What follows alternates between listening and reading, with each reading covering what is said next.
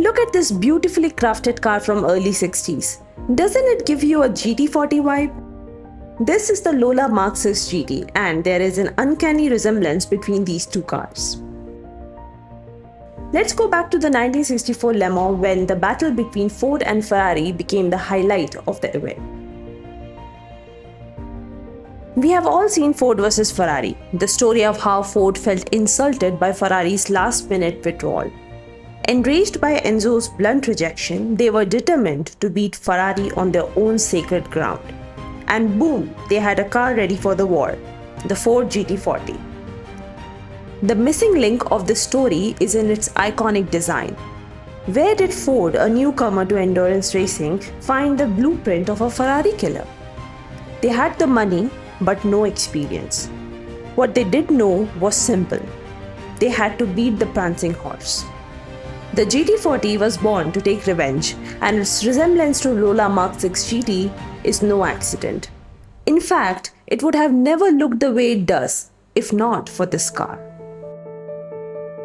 The roots of the Lola Mk6 GT dates back to 1958, when Eric Broadley, a quantity surveyor from Bromley, South London, used his savings to form Lola cars.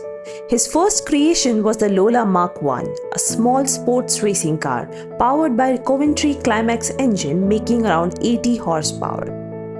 Broadley's goal was to challenge Lotus, who dominated the small displacement racing classes with their Lotus 11. Eric believed he could beat Lotus at their own game by creating a sports car with small frontal area, superior rear suspension, and lower overall weight. So he designed the Mk1 to be lighter, smaller, and more efficient. And it worked. Right from its debut, the Mk1 proved superior.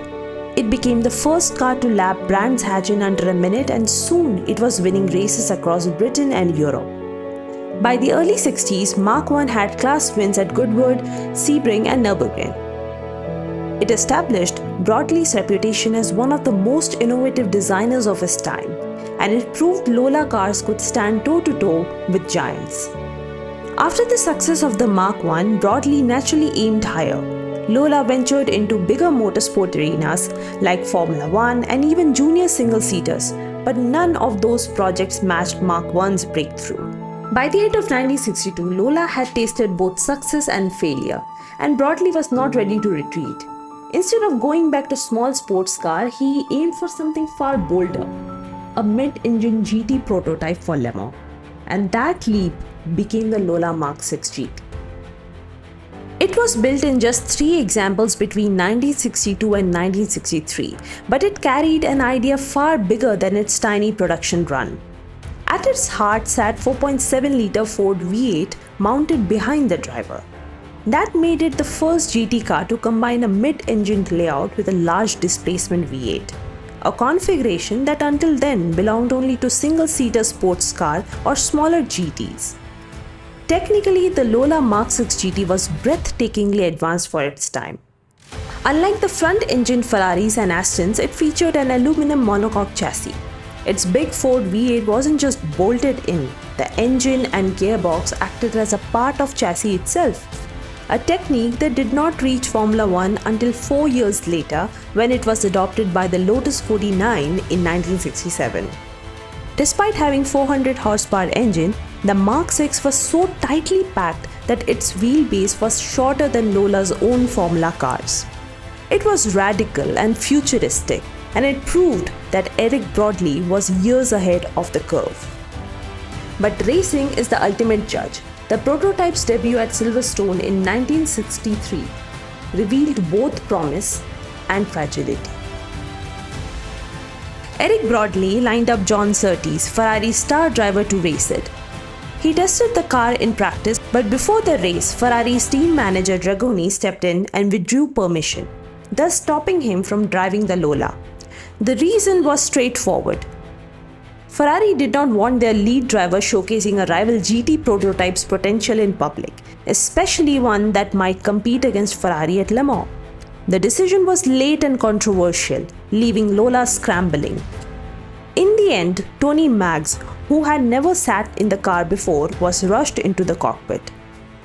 Starting from the back of the grid, he secured 9th place, showing the car's potential despite its lack of polish. At the Nürburgring 1000 kilometers, it was the same story. Innovative chassis, but plagued by mechanical failures. Le Mans was the true test. After an all-night scramble, one Mark 6 made the grid. Driven by David Hobbs and Dickie Atwood, it ran as high as 8th. The compact monocoque and mid-mounted engine showed real pace against Ferrari's front-engine GTOs. But then the weak point struck. The gearbox failed, leaving Hobbs to crash out. Once again, the Lola's brilliance was undermined by fragility. The chassis was clever but too light and not rigid enough to handle the power and stresses of endurance racing. The Collodi gearbox was fragile, unable to handle the torque. Cooling and aerodynamics were underdeveloped, and probably the cars were rushed onto the grid. Bromley's small team was fueled with passion but limited by resources. However, by now the car had made its revolutionary mark. And despite all of the setbacks, they had caught Ford's attention, who were desperate to avenge their humiliation. They could only see the genius underneath. When their deal to buy Ferrari collapsed, they needed a shortcut and not a blank sheet. And the Lola was it. Bromley entered the Ford deal with 2 Lola GTs, the original prototype with steel monocoque and LGT1 with an aluminum monocoque. Both served as test mules. Ford engineers quickly discovered the weaknesses Bromley had been fighting, which were flexing chassis, the fragile gearbox, unfinished cooling. With their money and manpower, those flaws were fixed. They reinforced Mark 6 chassis and turned Bromley's fragile sketch into a durable machine, which we know as GT40. As development went on, tensions grew. Bromley believed in keeping the car small and light, while Ford's engineers pushed for heavier reinforcement and durability above all. The clash was inevitable, and within a year, Bromley left the project. Yet by then, his blueprint had already shaped the GT40's DNA. Meanwhile, there was still one Mark 6 which was supplied to John Mecom. He swapped the Ford engine with Chevy V8 and went racing with it. The car started with promise, winning at Nassau, but soon fell to the same weaknesses like the other 2 versions. To this date, it is the only version to have listed a couple of wins in Lola's heritage. The Mark 6 GT's career was brief, fragile, and full of frustration. But to measure it by results is to miss the point. It stands as one of the true revolutionaries in the history of engineering and motorsport.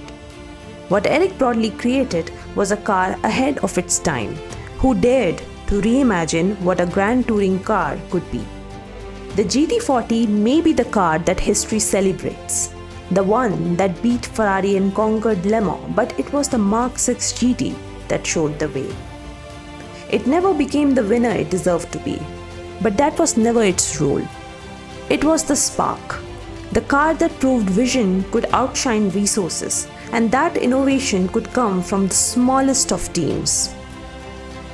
Mark 6 GT remained the unsung hero in the battle of Ford and Ferrari, without which the GT40 might have never existed, at least not in the way that we know today. In the end, the story of the Lola Mk 6 GT tells us that when you build something that helps others rise, you rise too, just in a different way.